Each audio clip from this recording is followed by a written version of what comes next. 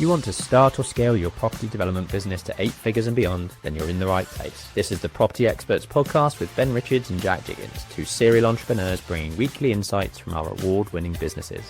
In these podcasts, you'll learn how we found, funded and delivered over £80 million worth of property in the last 6 years, with templates you can use, deal analysis and deep dive discussions that will help you build your businesses successfully. We hope you'll enjoy. Hello.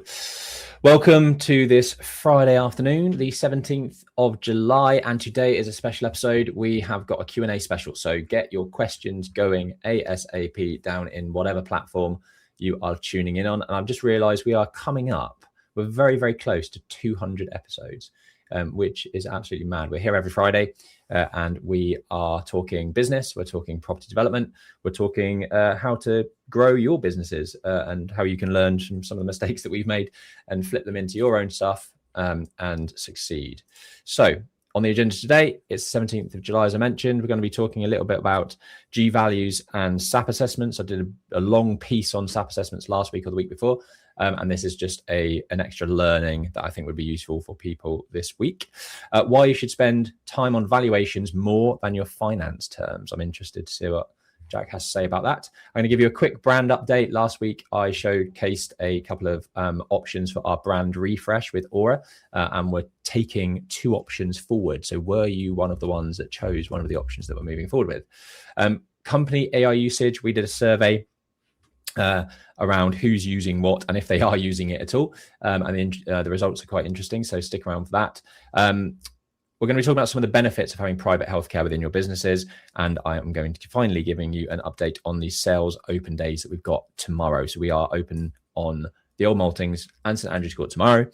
We've been pushing the meta campaigns, and I'm going to give you an update on where we're at in terms of viewings tomorrow. So stick around if you're interested in learning more about how to sell your units faster, reduce your debt, and pay down your banks as fast as possible. And the Q&A at the end. So we've got a couple of preloaded questions, but we want more. So get them down below, comment on whatever platform you are tuning in on, and we will get to them. If we run out of time this week, we will always add them into next week's episode. So no questions too stupid. We've heard it all. We're here to help. This is an opportunity for you to basically ask questions to award-winning developers, business owners that have been doing this for 8-9 years full time, have grown numerous businesses to 7 figures and even 8 figures revenues. So yeah, now's your chance to get your questions in. If you don't know who we are, if you're tuning in for the first time, Jack and I run XP Property. We're an investment and development business in London and the home counties. And that's our predominant, that's where we spend most of our time. We've got numerous businesses around that. But XP Property is the biggest and ugliest and biggest beast to tame, and does do eight-figure kind of revenues. Our aim is to deliver 1,000 homes and £1 billion in property in the UK, and we do that collaborating with trusted investors, people that know us. Say that we're ambitious, transparent and creative, and that's why we're here every week to discuss the highs and lows, the ins and outs of all of our businesses, so that you can learn from us. We can't do this without investors and investment partners, and we have numerous open investments at the moment, ranging from £200,000 all the way up to £5 million. So whether you want to invest in mixed use real estate, whether you want to invest in social housing, in supported living, or you want to do a office to residential conversion, we will have something for you. We always have lots of interesting things going on. We had an offer accepted yesterday on a new development, which I'm sure over the next kind of couple of months, we will start to elaborate on. I believe the investment requirement for that is £1.2 million. It's an office to residential conversion in a very affluent market town. We will be raising funds for that now, effectively. So if you're interested in UK real estate, if you want to work with award-winning developers, drop us a message. We have various opportunities at every end of the spectrum in terms of quantum of investment. I've got a meeting after this to discuss some investment with a local person near me up in St Albans. And that's the sort of things we're looking for. So if you want to meet for a coffee, discuss how we operate, how we can make you money, then yeah, get in touch. On the flip side of that, this isn't property related, but it's business related. We are also raising £150,000 for XP Surveys to grow that business over the next 2 years. We want to quadruple the size of that business. We've got big growth plans. We want some investment into the business to help push that forward. So if you're interested in business investment, angel investing, then get in touch regarding that as well. As always, we've got some exclusive referrals down in the description. You can get 90% off for 6 months on Xero accounting software. I'm actually really happy with how many people out there are signing up to this. We get notifications every now and again, but it is the best accounting software as far as I'm concerned in terms of simplicity to use, but also the complexity of what you can output. If you're not running kind of your profit and loss, your balance sheets, your forecasting via Xero accounting software, you are definitely missing out. We have it in every single business. Our accountants love it. It's very, very easy to use for everyone out there. Coupled with that, we use Dext, so you can get 15% off your first year with Dext. That is a plugin that effectively makes invoicing, receipt handling more automated within Xero. So you can upload your invoices and your receipts to Dext. It syncs to Xero. It AI kind of scripts and reads what that invoice or receipt is about, and then can reconcile that against your bank transactions in Xero and make things a lot easier, reduce the manual handling and all that sort of good stuff. We use capital on tap in most of our businesses. Cash is king ultimately, and having a bit of a buffer every now and again to use is absolutely brilliant. And the capital on tap is one of the best cards for that. You can get 75 quid effectively, cash back effectively down below if you use the referral link down below. And there's a few other bits and bobs down there. So I was actually discussing this morning a few other things that I think we can bring to you. We work very closely with Advantage Warranties, and I am trying to get some really good rates and some referral codes for you guys for all of your 10-year structural defect warranties, your professional consultant certificates, all that good stuff. So we're working on that for you guys at the moment. Okay, let's get stuck into things. Again, I know some people glaze over when I start talking technical stuff, but I also know a lot of people message and say that was really interesting. It's really helped me in my scheme. And yeah, hopefully I don't sort of go over too many people's heads. But last week I discussed SAP assessments. Now you can kind of streamline and save costs, put your money in the right places to achieve not only higher EPC ratings, but also save you money. So if you haven't watched that, go back and watch last week's episode, or I think we have actually released a standalone, we've stripped that out into a long form video as a standalone video. So if you go to videos on YouTube, you will be able to sort of find that specifically. But I've learned something else over the last week, and it's having an impact on one of the sites that we are currently operating in. And it is all about the G values. I'm sure most of you would have heard about U values. That is the sort of thermal resistance of your building element. So your roof, your walls, your floors have a U value, which is sort of how much heat you lose through through those building fabrics. But one thing that's becoming way more prevalent, when we've got a question actually preloaded about sort of air conditioning and stuff later, which we'll come on to. But the G value is effectively, it measures how much solar heat passes through a window as it enters your building. So solar gain is something that can be used, used in great effect in the winter months to heat your house. But it's also something that you want to restrict in the summer months, like it is now, so that heat doesn't get through into the property and overheat the building. With Part O nowadays, you have to, on every new build, run a Part O analysis and show that it complies with overheating. And that is becoming way more prevalent with recent heat waves, etc. So one or sort of a G value of 1 is basically 100% of that solar heat is allowed through into the space. So I mean, fundamentally, you're outside, it's an open window, and 0% blocks all solar heat from entering. Your standard default in SAP is 0.63. That is the sort of baseline, and that's what you're benchmarked against when you're looking at your target energy efficiencies compared to your actual energy efficiencies. So what the issue that we had on one of our sites is that to comply with Part O and reduce the overheating in the property, we've had to lower our G values to something like a 0.4. So we're blocking more solar heat from getting in the property. The negative impact of that, and it's quite a serious negative impact of that, is that it negatively impacts the sap. So from a fabric energy efficiency perspective, with a lower G value, the sap is worse off because your heating systems are having to work harder to then heat the space because you're not making use of those solar gains.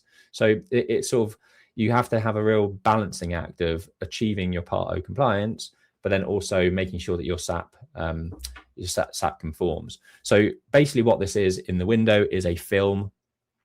Pilkington offer various different types of solar glazing. They put a film on the, one of the layers of the glazing buildup. The higher the G value, the less heat gets through. The lower the G value, the higher the G value, the more solar energy gets into the space.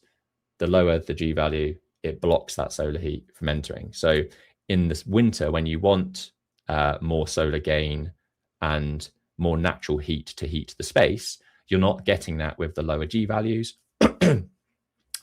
But to stop overheating in the summer, you have to have the higher G values to kind of counteract that. So things that we're looking at is making sure that instead of having if you've got a two pane window, and normally you'd have one fixed and one openable, to comply with Part O, you might have to have both of those openable, so that in the summer you can actually open them both and release that heat. If you want to keep the higher G values. There's just a few things to tweak around, to play around with.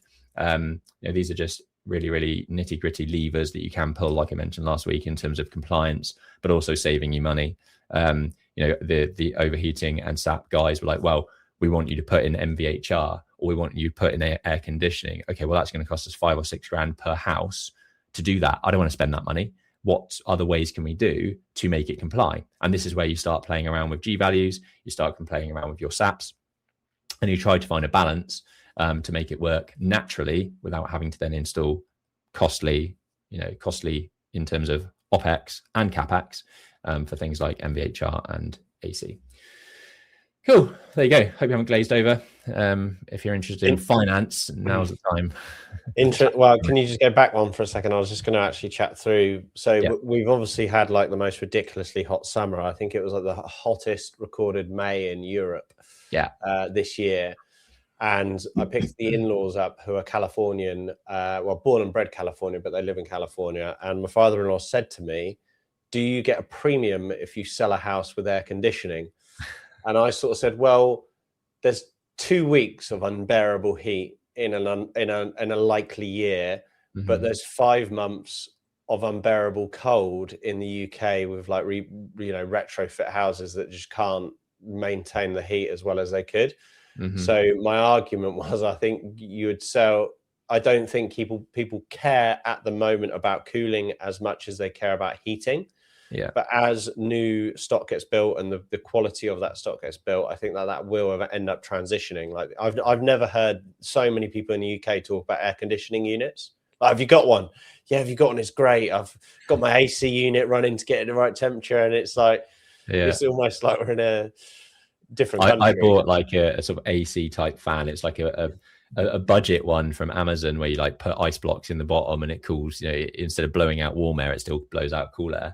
And the in-laws were like, oh, that looks amazing, I want one of those. And I went on Amazon like literally 5 days later and they're all sold out. And I keep getting absolutely smashed by adverts on YouTube and Instagram by air conditioning units and all this sort of stuff. I mean, I imagine they've had an absolute field day over the last couple of months, but yeah, we're going to come on to that because there is a question about AC at the end of this. At the end of this. Cool. So we've had a few valuations recently on just existing stock, and I was chatting to someone this week about how much effort we go to work through the valuation. So we have a templated valuation deck, which is a document that we provide to the valuer, and it's just basically to make their life as easy as possible. They're going there with an agenda to value the property. You might already know a lot more about the property than they do before they walk through the door. There's a lot to be said about initial sentiment on quality, how well it's been cleaned, the sort of what you've thought through in the property. So we try and give a snapshot. If you are interested to see that valuation document, just comment valuation, and someone in our team will send that to you. But we spend so much time preempting those values for a number of reasons, and I wanted to sort of share why we go into them. So when you're typically getting a property valued, it's commonly because you're getting lending. And it's common that when you go to a broker or when you're speaking with lenders, you're looking at the product, you're looking at the leverage, you're looking at the arrangement fees, you're looking at the cost of finance, and you negotiate or try and pick the best option and put so much effort into that financial term that I feel that it is natural to not then focus on the actual valuation itself. You sort of go, well, hopefully it comes in at that value, and you leave them to it. But the problem arises that you've spent so much time and effort focusing on the right product, and that product is leveraged on something that you haven't had as much control of. So what I'm getting at is it's almost like putting the best oil in a crap engine. You've got to really focus on the valuation and making sure you're getting the best foot forwards of the valuation, because you don't need to leverage it up to 75% if you don't need to, but rates typically drop the lower the leverage. So what you're trying to do is get the best valuation on paper as possible, and then play around with the leverage. If you don't get the best valuation possible, you then can't meddle with the leverage. You might have to push it to the top product at the top price and at the highest gearing. But the result is there's two results, right? You put a lot of planning and process into the valuation process, and you could choose the leverage bar, which means you might get cheaper rate of mortgage, or you're left to force to take the highest rate because the valuation doesn't come back in very well because there's not been too much time, focus, and attention in that space. So really emphasizing, put the time into the valuation process. Make sure you question when you speak into the broker and they give you 3 options to get the valuations, go back to them and say, how are you going to value this? When you actually go to meet them at the property, make sure they've got the valuation pack so that they've got an idea of what they're valuing. They've got all the information to hand, that it makes their life more seamless. They can go, oh, I can see how that checks out. I can see how those comparables make evidence, and basically support them to do their job. Their job is to value the property. But if there's going to be a range, try and get it to the upper end of that range. And that might be a small range. That might be a small change. But the relative amount is you can then have an element more of control on the leverage. You can leverage it up if you want to get capital back and get that out for opportunity cost. You can get it down if you want a lower rate. But the most important thing pre-LTV, pre-finance product, is to really see if you can get the best valuation you can, as that is super important. And as I mentioned, we have a valuation deck that we can share. It's like a templated document. It covers everything off that we like to cover. So if it's HMOs, we talk about comparables, other room rates that we're getting in the areas. We disclose our operational costs because sometimes they exaggerate those. We talk through comparables in the area. We talk through what we did to the property, what we spent on it, the severe changes that we've made. If it's a development, we go into detail around the sales or the GDV should be like, give it comfort around there. I would recommend to try and opt for a more positive valuation. So if you found a few comparables that downplay the GDV, disclose those, because they might find them, they might not. But you're trying to create a positive sentiment and get the best result you can from that paper document. And the development, make it clear what the planning is, make it clear what you're doing, share if you've won awards, what your design looks like, maybe some reviews that you've got in place from buyers or lenders. Give them that confidence that you are the partner that's going to get this to a good value. And that is really, really important. And that's pretty much it. Focus on vals and the rest slots into place. Nice. Solid advice as always. Just a quick update from last week's Aura brand refresh. These were the 5 options that we discussed from my graphic designer. I think I mentioned last week that I find it really difficult to just kind of picture one, and a logo doesn't mean a huge amount to me. I need to see it within, like, on the website or with images, and see how it's actually used in practice, rather than just saying, here's a logo, what do you think? So I'm taking 2 forward. So option 3 was by far the most popular, albeit there was a couple of comments around maybe bringing the sort of icon at the front of the text. And and that's valid. I think that could work. The comment from the graphic designer was that when it's the front of the icon, front of the word, those that don't necessarily know the business, it might not read as well as this does in terms of actually reading it as Aura, and also where it's at the end of the image when you've got the Aura architecture and interiors or Aura for developers, whatever, after it looks better with the icon in the center of that rather than on the left hand side of that, which is valid. And this chunkier option 4, which was sort of second favorite, and one that I want to test because it is so different. I like the chunkiness. I like the idea of direction of travel that she wanted to take this with, the like blocky text and big, impressive imagery with this sort of blocky text overlaid. And yeah, I felt like that was a good one to take forward and just see how that might evolve and develop. So these are the two. Let me know if one of these were the ones that you chose. And yeah, I'll keep you updated in terms of how that progresses. Did you want to go through this one?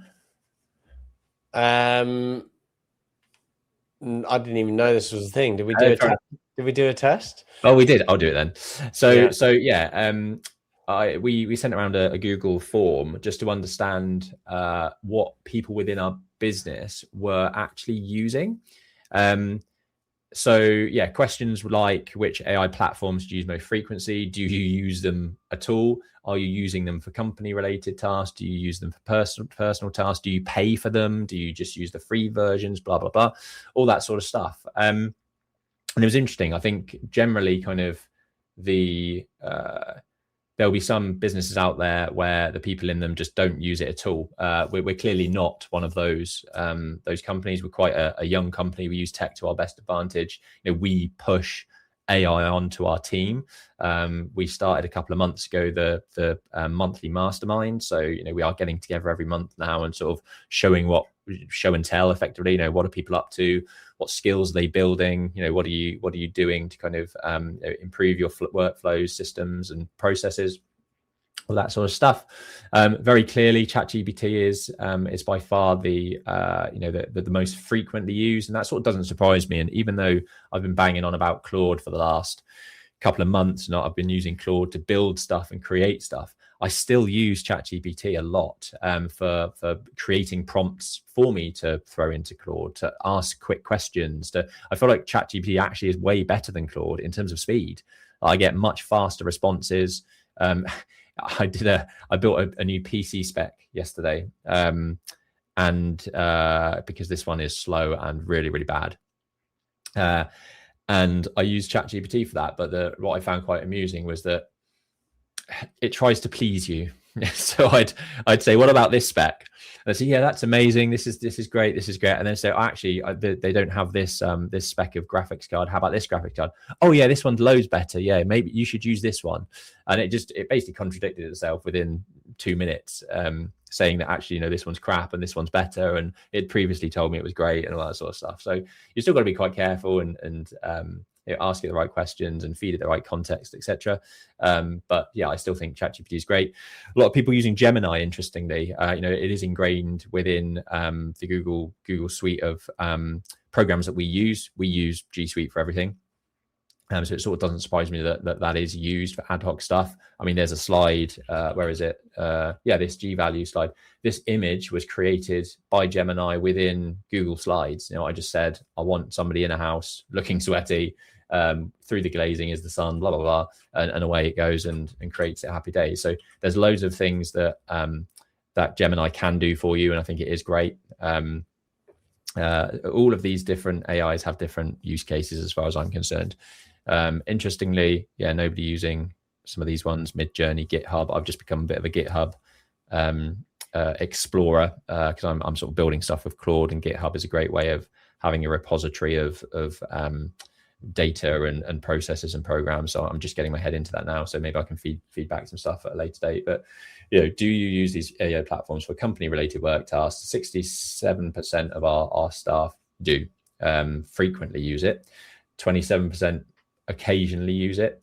Very few of our team sort of rarely use it, and none of them never use it. So every single person within our business is using AI to some shape or form, which I think is great. And if you're not doing the AI type masterminds and bringing everyone together to understand what they're doing, I think you're missing out on a trick. Just an hour, every 2 weeks, every 4 weeks, I think will pay massive dividends within your business. And if you don't have a team, speak to other business owners, have an hour chat with a couple of them, jump on a Zoom call all together. And all review those use cases. I'm going to be having a deep old session with Harry at some point about Claude. What he's doing on Claude is way more advanced than what we're doing. And it'll be great to learn from that and see where we get to. So use AI. I've over the last probably 6 months, I've absolutely smashed my Bupa healthcare. I've had all sorts of problems, to be honest, and I've probably spent $2,000 in consultancies and scans and all sorts. But fundamentally, that's covered by my Bupa. I pay £100 excess.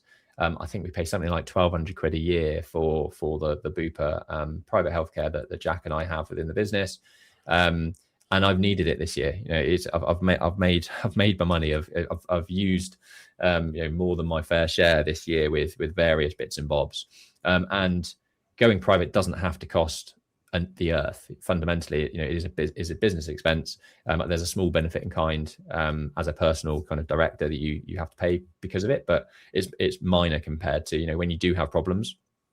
To get seen as fast as you can with the variety and options that you have available to you, it is a different world. And no, I didn't have this until 2-3 years ago, and now that I've seen it and I've used it, I would never not have it. I think fundamentally, I've had conversations with my GP where they've said, well, you might not get seen for 4 months based on this and that, and I've booked in 4 days later a consultancy via Bupa to start that process and get seen and process things much faster. So if you're not looking at it, I suggest you do so. If you want an intro to Pacific Prime, who are brokers and have been for the last I think I met these guys probably 6-7 years ago at BNI, and we've had various conversations and we've had various different types of cover. More recently, I think the last 3 years, we've actually had like the full Bupa kind of private healthcare. But there's also rewards that you can get by going to bupa.co.uk/rewards and check out all of those as well. But I think some gym memberships are discounted and certain apps and there's loads of from a mental health perspective, you can book in sort of free hourly consultations. There's discounts on eye tests, on on dentist appointments. There's all sorts, and it's sort of never ending how much you want to tap into it. But ultimately, the younger you are, the cheaper this is. As you get older, they obviously know that the older, I've hit 40 now and I do feel like everything's going wrong.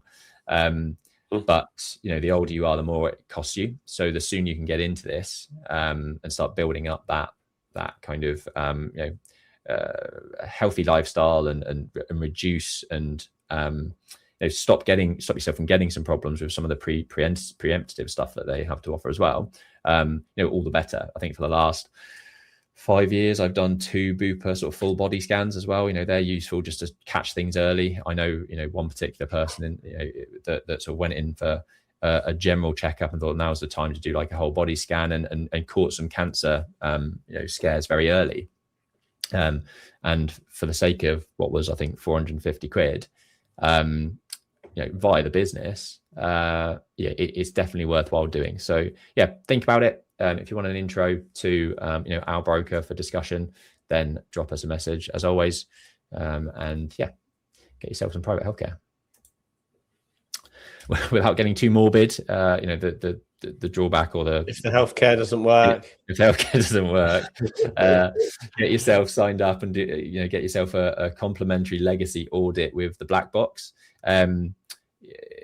You won't regret doing this. It will help you basically understand what's missing if the worst does happen, which God forbid it doesn't, but you need to be thinking about these things as a business owner. No doubt, I'm sure your spouse wouldn't want to take over your business without knowing what's what and where things are kept. And there'll be so many people out there that unfortunately have tragic accidents and leave their family in an absolute mess and don't really know kind of where things are, or what you've squirreled away in a separate savings account, or access to your portals or passwords and things like that. The black box is about giving you an audit of kind of where you are at the moment in terms of what insurances you have in place, both pre-death and after death, where you're storing stuff, how it's being managed, and what happens in the event of the worst happening. So scan the QR code on the screen, get your 30-minute complimentary legacy audit with the black box, and just hear them out. You don't have to sign up for anything after that. The benefits are there for you, and they'll talk you through all of those potential options. But yeah, protect yourself. Okay. We've been running the meta campaigns now for a couple of months. We've had a real big push over the last 2 weeks to book in viewings to our sales open days, which we're running tomorrow on the 18th of July at both the Old Maltings and St Andrew's Court. We've relaunched some of our portal campaigns, i.e. Rightmove, Open, On the Market, Zoopla. We've relaunched new. They get stale after a certain time, so you want to refresh your listings, as much as you can, to sort of bump them up the chain, and people get emailed when new listings come out, etc. So every 2 weeks we're sort of refreshing those listings, new photos, launching a different flat, being quite creative with how we do that. That's having some good success in terms of good number of inquiries coming through from those refreshes. But our meta campaigns are still working really well for us. So I targeted the guys with 15 viewings on each site. That was what we set ourselves a couple of weeks ago, and we've achieved that. So at the moment, as of this morning, we've got 15 viewings lined up for St Andrew's Court, 16 viewings lined up for the Old Maltings. I really, really hope we at least get two offers over the line from those viewings. But we will see. We've done everything we can to get as many people through the door as possible, get eyeballs on it. St Andrew's Court is looking way neater than the Old Maltings, unfortunately, because the last couple of weeks we've had lots of utilities works and trenches dug, and external landscaping being created. So it's not going to present as well as I would have liked. But fundamentally, we want to get people through the door. We want to show the show apartments, and if people are interested to see the project when it's further progressed, then they can book in a second viewing, and we can arrange that when things are looking a bit neater. But we don't want to wait for that to happen, because it's just too long. So yeah, that's where we're at. We'll let you know how it goes next week in terms of how those viewings went, what the feedback was, if we have any offers over the line, and I can report back on that. Cool. If you get value from these podcasts, we want you to like, we want you to share it, we want you to comment, we want you to post it all over the Facebook groups that you're part of and say, this is the property podcast you need to be watching. It's completely different, I think, from a lot of the other podcasts out there. Most podcasts, either have a guest, which we will do at some point, but I don't think any podcast out there gives so much value away for free.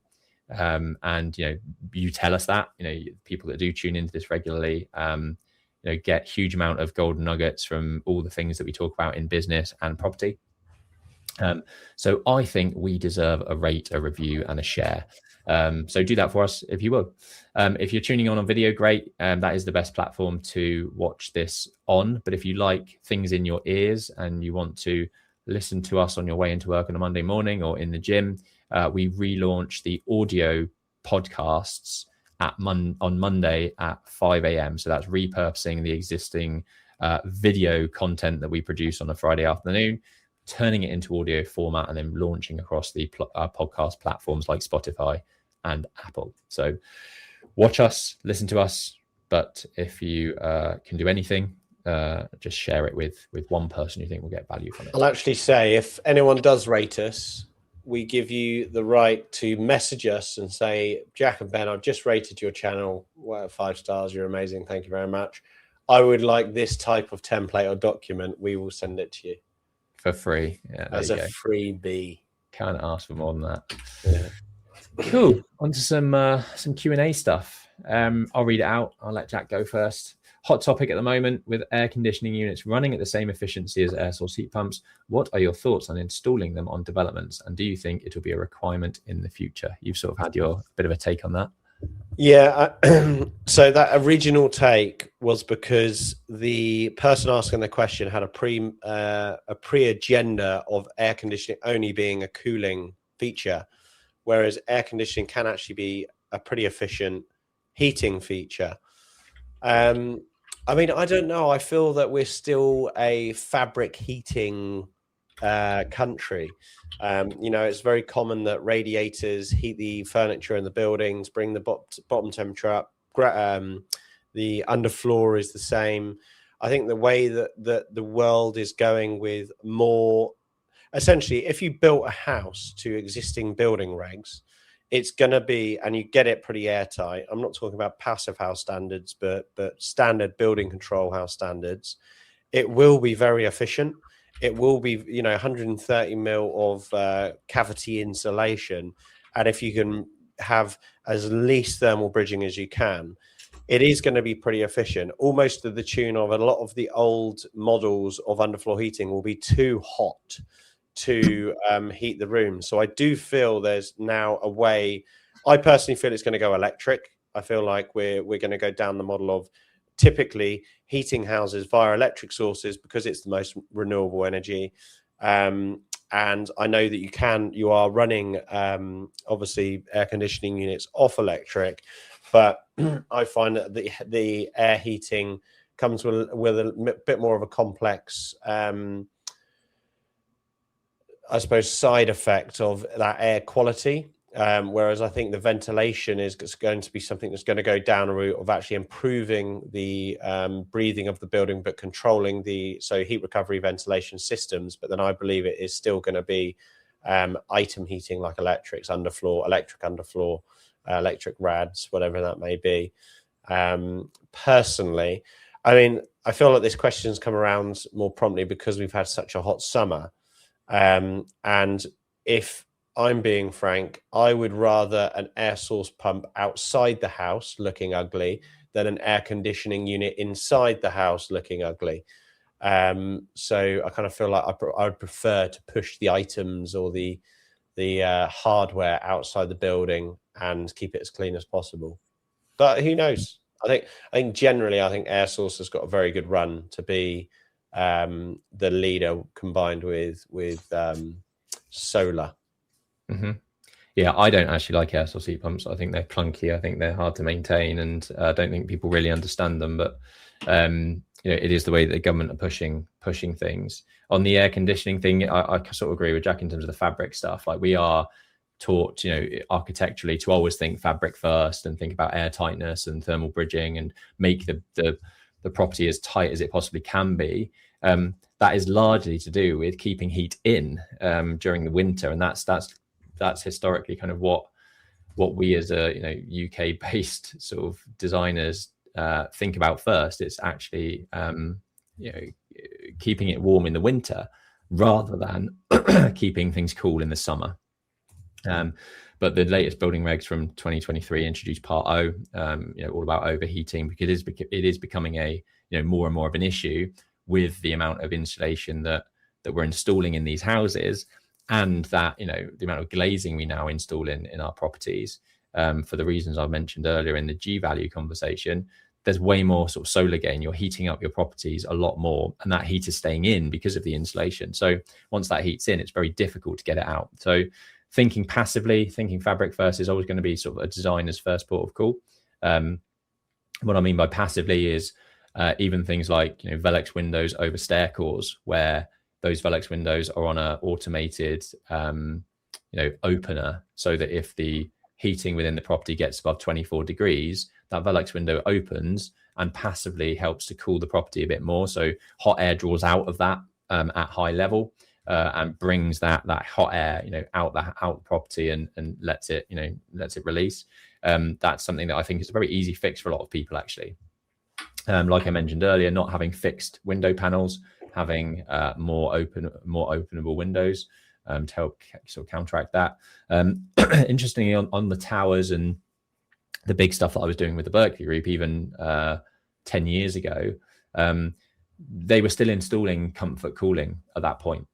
It wasn't your ugly, big air conditioning unit on the outside with, an internal white box in the corner of your property. It was a very well concealed development-wide system. So you'd have big chillers on the roofs. The pipework would be, going down through the building, and you'd have concealed sort of fan coil units within the ceiling zone. You'd only see a little slot for where the air comes out. That's a great, neat system. It costs money to do that.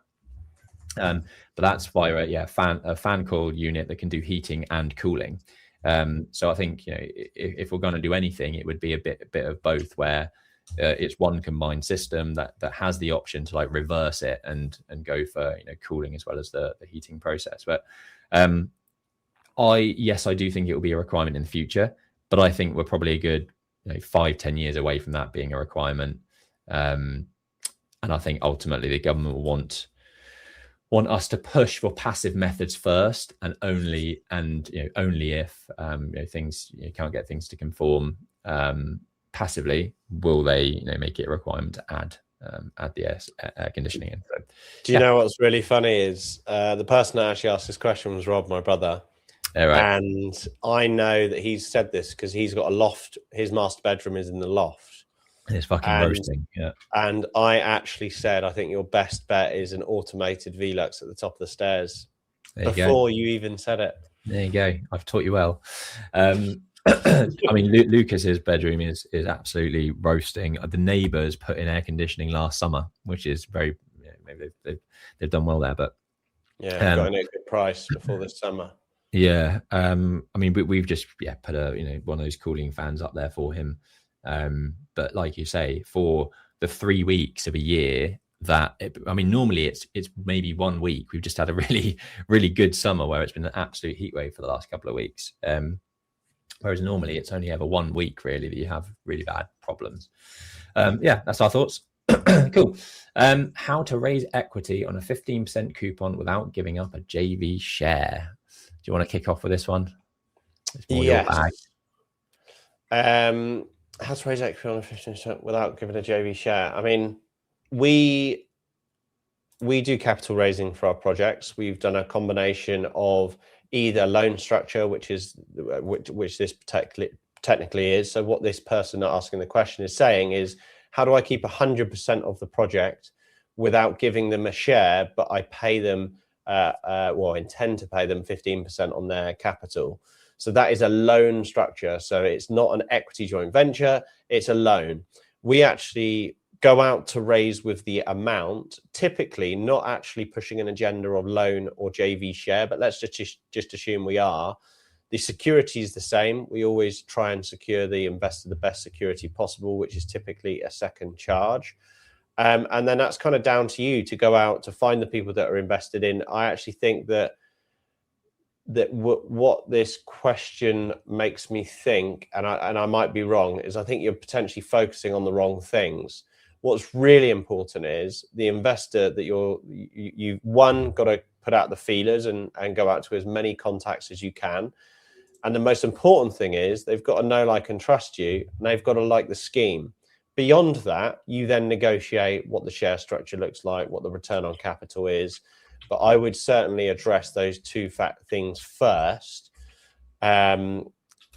before getting really caught up about who does what, how it's structured, what return is happening, and actually the security the same. So the reason I said the security is same is that is your pitch. So whether they have a share structure or a coupon, their typical security on the asset is, well, how we structure it in our development company, the same. But we don't typically push the proposal out like that, off the face of it. I never call someone up and go, I got a deal, I don't want to do a JV and it's 15%. The likelihood is that even if I went to a lot of our trusted investors, they'll be like, is this Jack? You ask them how they are, how they're doing, talk them through the story of the project. You want to make sure that they're committed to you and trust you. And then once you get down to the point where they're like, look, I'm liquid, I like you, I'm comfortable with the scheme, let's talk numbers. And that is typically how we would raise. Nice. Yeah, I think the only thing I would add to that is it may not be best for you to have a debt-based investment.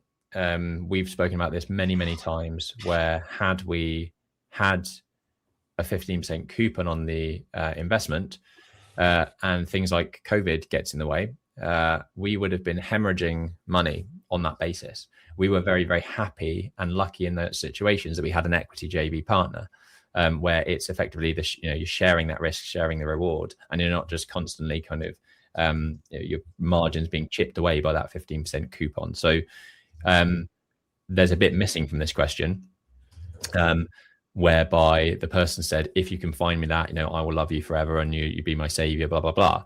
That person clearly doesn't really, or hasn't really gone through hard times where the risk could have been shared. That person is thinking that the solution for them on a project is that 15% coupon is always the best thing for me because I'm not giving away so much equity. But what if there isn't any equity? What if the project goes wrong? What if the profit margins dwindle, and you're still having to pay a 15% coupon on that investment? Those are the types of things that when you've done this for a long time and you understand the risks, the questions are asked differently. Yes, brilliant. If you can get in and out quickly and you're only paying a 15% coupon on that investment, that's probably a really good place for you to be. But what if it goes wrong? That's the sort of risk analysis you'll need to do. And with an equity sort of shareholding partnership, ultimately you're sort of sharing that risk and sharing the reward, but you're not being your profit margin isn't being eaten away by a fixed coupon. I would also say, because you mentioned the other part of that question was, if you could find this money, I'll love you forever. I actually find it really difficult or very unlikely for us to place capital, because a lot of the investors that we have worked with or will work with want to work with us. So it's almost like, yeah, fine, I can make the introduction, but it's down to you to be the person that they want to work with, which is really important. It's not just, oh, I've got someone who takes 15% ER, he knocks money out the door. It's much more personable.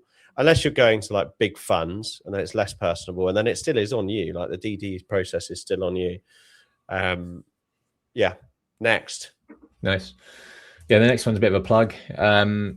These sorts of questions are the things that we answer all the time in our boardroom sessions. They're for you to come in, ask questions around what you're specifically struggling with within your business. And we want more people to join. So our new cohort is live. It's an opportunity to get 10 to 12 people in the room, talk about issues that you're having within your business, issues that you're having with your property developments, run deal analysis, look at the deals you're looking at and ultimately tell you whether they're a good deal or not. Maybe discuss some things that you maybe haven't seen or angles that you might not have looked at. We have that experience. We're award-winning developers. We've been doing this for a long time now, with a background in architecture, design, construction, project management, business. What we've added to the boardroom sessions this year, which I think is absolutely amazing, is that you will get the opportunity to come around every month with us to our sites and be with us around our site walkarounds, which we do every month. Get to see how we operate, see our sites, ask questions, see how we interact with builders, contractors, and how we run them. And also we have live Q&As every week, specifically within the tight-knit community of boardroom members as well. So yeah, if you're interested in joining the XP Boardroom, message one of us or comment boardroom below, and we'll get the pack sent out to you for you to have a look. Cool. What are the main things to consider and look for in listed buildings, specifically for flips? Costs, timeframes, risks, etc. Yeah. So the question master on this has actually sent me a very detailed elaboration of questions on this question, which I'm happy to run through. It's Robbie. Thanks for watching and always asking questions. Yeah. But yeah, we flip quite a lot of listed buildings. Actually, we've done some listed developments. A lot of people shy away from them. I actually saw,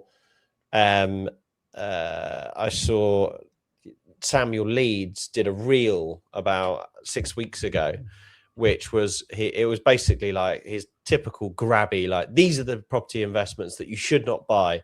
And number one was a listed building. And I was like, that is What?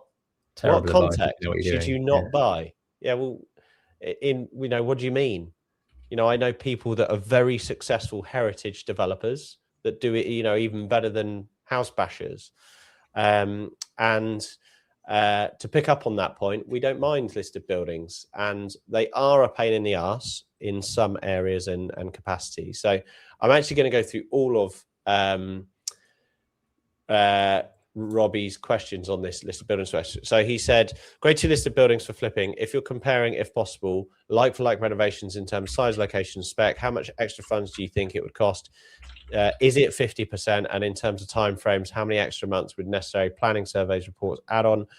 Understand each listed building will bring individual challenges. Yeah, obviously, the answer is always it depends. But I would hazard an individual unit flip, or so an individual unit flip.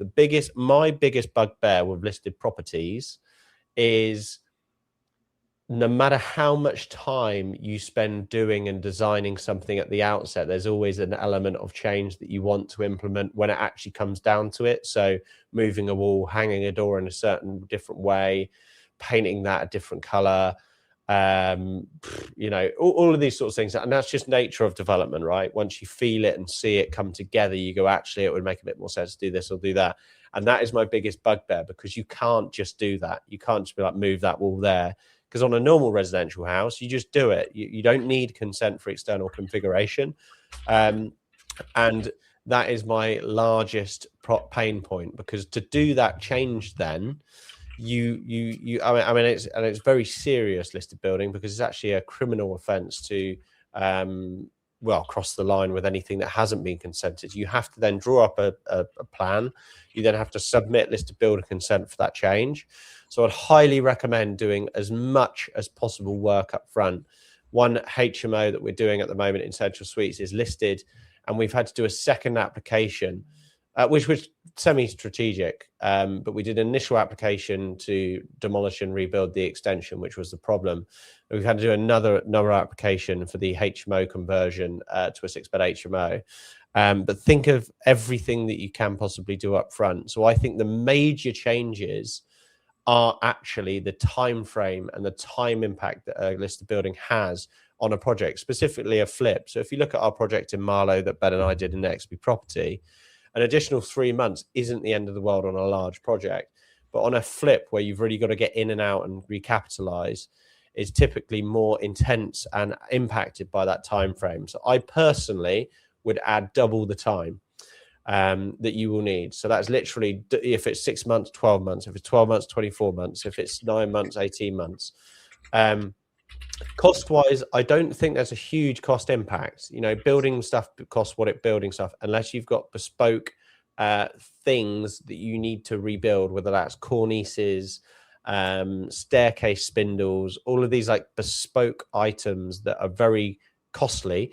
So if you look at this house on screen, we did every window in this house again, and I think it was about 14 grand, but they all had to be wood, solid wood. They all had to be handmade, bespoke. All the glazing had to be bespoke.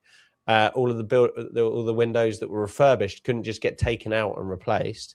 So that was probably a significant cost in excess to the average round. But I would recommend a 30% cost increase on construction. Ben, what would you say? Yeah, 25% is minimum. But the main thing for me is timeframes, and as those timeframes, I would also put a buffer in for professional costs to pull all the professional drawings. You're going to typically people that are comfortable with heritage stuff, heritage consultant, heritage planning officer, heritage planning consultant, and heritage structure engineer is what we used on this particular project. So that does beef out the professional fees. So I would highly recommend either 30 to 50% cost addition for professional fees. So 30 to 50% cost professional fees, 30% construction fees, and then double the time. Because even the time on the sales, people are a little bit nitpicky around the revaluation, because if it's been there 200 years, it's going to have cracks, and you've got to work that through, that you've done the structural needs that you need to do. Nice. He's got some other questions, and I know we're running low on time. So would you say it's not as difficult as you already oversist? So Ronnie's next question is, because we have the systems, the staff, and the experience, does it make it more straightforward? And is a one-man band like Ronnie going to find it more challenging? I think all of this falls under project management, and whether that's you or an individual in your team. Yes, I've talked through that it will take double the time, but then you can analyze if you did double the project. So if you didn't do if you didn't do a listed building, you did 2 standard projects, look at the returns back on that. It is more time consuming, but I actually PM'd this whole scheme myself, which probably took less than an hour a week. So I think I was just quite efficient with how I managed that. I brought in a main contractor who delivered it, who was familiar with listed buildings. So that was eradicated. So I don't think you need a massive infrastructure of a team and professionals around you. You can lean on just managing other people to get that done. More questions come. Single biggest headache is delays and dealing with the listing stuff. Like a lot of stuff, you go, to give an example, we did a 5-bed HMO about 8 years ago, and one of the doors into one of the bedrooms was definitely ply. I could see, because we took the handle off the door to like basically clean it up and put it back on, and I could see the depth of the board on the door, and I could see it was just probably like a 6-year-old bit of ply that someone's thrown on that door at some point. Anyway, the listed officer was like, you've got to maintain that door and keep that, but it's a flimsy little door. So the pragmatic approach is 10,000 times worse with listed buildings. You can't just take the whole door frame out and put a new door in. You've got to get consent, and typically it's not pragmatic. So definitely delays and dealing with that process. Another example is we bought a building that was falling over. We had the heritage planning officer come to site to look at the application that we had put in to implement the planning, and part of that planning application was a structural remediation plan to keep the building up. And anyway, when she came round, she was really nice to our face and said, yeah, the plans look fine, I haven't got anything an issue. When she left, she emailed us and CC'd in enforcement, saying that we had already carried out significant works without planning consent, which was basically putting up like 20 acro props to keep the building up. So what's really frustrating about that is all we're trying to do is not have the building collapse on itself to preserve the building. You've got someone there that's sole responsibility is to preserve heritage, the building, and she's punishing us for propping up a building. And these aren't like fixed props. These are like literally we put it all in for more importantly safety. You couldn't walk in without not knowing if something's going to collapse down on you. So that lack of pragmatism really does bugbear me, like personally, and I think that wrapped in with the time frame is the biggest one. How many specialist trades do you need to use? All of them relative to the design and planning. If you get a really good heritage consultant, which we actually, Ben and I have used one quite a lot, called Claire Truman from Heritage Revival, that's it. She is pretty good and detailed around that. So I would recommend getting that specialist design person in, and then they actually can recommend specialist trades and services. Was it harder to obtain an accurate GDV on a listed building due to lack of comparables and variation of finishes? Not really. A lot of people love character. I would say it stands out more and sells better if you haven't got any structural problems or rising damp because it's not damp proofed, or obvious problems. If you do it well, it actually does sell well. Like converted barns, they can sometimes cost more than a new build house to do, but they do sell really well. And the last question, was the profit made it worth it? Would it have been easier doing 2 standard non-listed renovations? Good question, because I kind of alluded to that earlier. The profit on this one was really good. We bought for 430. We spent 150 on it. We had about 100k in professional fees, finance fees, acquisition fees, and we sold for 800. So good margin in this project and a good return on time as well. So one thing I'd recommend on this metric is, if you're worried about that time, which I think is the biggest sap, like the inconvenience of delays and also your time, is run a calculation of how many hours you think you're going to spend on this project, divide it by the profit that you're expecting to make, and then you're not only just looking at a return on investment, but you're also looking at a return on time. this project, I actually did this calculation on this project and actually returned me about £300 an hour. So not a bad return because we split that profit with our investor, which is about the sort of going rate that I'd value myself hourly. So a good exercise to run even on non-listed projects. Nice. Good, solid, in-depth response to that one. I'm having a bit of an issue trying to get rid of my flats in an airspace development. Was just going to use PCC. That's PPC, professional consultant certificate, sorry, PCC, for the top flat instead of a full warranty. On the basis it's simply a loft conversion. Anyway, that seems fine for that flat, but lenders want some form of insurance stroke warranty for the existing 2 flats. But I can't seem to find a product out there to cover this. Any contact stroke ideas? This is one of our, our mentees, and I read this and thought this is absolute bullshit, to be honest. I've never really known lenders, what lender normally requests a warranty on a flat that's been there for 70 years. And all you've done is do a internal refurbishment. It made no sense. It still makes no sense to me. And I think there's maybe, the broker is maybe describing these properties in the wrong way, or not really giving the full story, because lenders shouldn't be requesting this for a flat that hasn't gone through a change of use, isn't new build, has only had light cosmetic refurbishments on it. So I just think that the lender's not doing a great job here. Or the broker isn't doing a good job in introducing the right sort of scheme to the lenders. Either way, we've referred a guy called Derek from Advantage Warranties to take things up and see what can be done in terms of finding some sort of product to insure and provide a warranty for those 2 flats. I don't think it's needed. I'd be pushing back heavily on it, but fundamentally, if it's really causing an issue, then for the sake of a couple of grand, it probably is worth just getting something in place that satisfies those lenders. But largely, a professional consultant certificate is about half the cost of a 10-year structural defect warranty. For something small like this, 1 unit in an airspace, airspace above an existing block of flats, for simple change of use, PCCs are often fine for the certificate of mortgage lending, which lenders want. So you don't really need to go down to the expense and trouble of getting a full-on 10-year structural defect warranty. So there's a few options there for you. But yeah, there's a reason why that he can't seem to find a product to cover this, because there shouldn't need to be one. Put it this way, it's all very odd. And that was the feedback. Cool. We are now over time. If you've asked a question and we haven't answered it, we are really sorry, but we will add that to next week's episode. So stick around and stay, get involved next week, where we will try and answer as many things as we possibly can.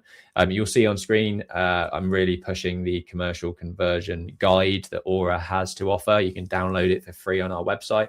But if you want to check out the secrets to commercial conversions via PD, check out season 3, episode 41. And that's it for this week. Jack, anything else you wanted to say? No, over and out. Good stuff. Well, have a good weekend, everyone. Enjoy the sunshine. And we will report back next week. See ya. Bye.